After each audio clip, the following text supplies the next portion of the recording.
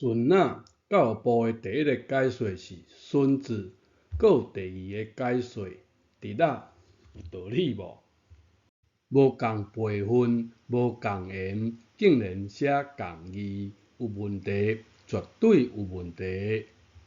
孙仔安尼写，孙的阿嬷的金孙的另外安尼写，党的王党的金孙的写共一字下。电脑要拍出来这个顺，双轮切读顺，十日为一顺的顺，本意是讲月亮的左偏右偏，也比如做得顺的帮生，所以顺之子，意思帮下爷，兄弟姐妹的囝儿，孙仔就是直仔的意思。元孙、压孙的孙仔，免用字，干那用声音，就传几啊千年，传到咱的父祖辈，拢无失传，拢无走精，无道理到咱这代互失传去。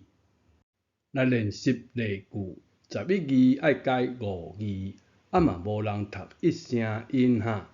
咱安尼写，因两个孙仔生甲有够古锥。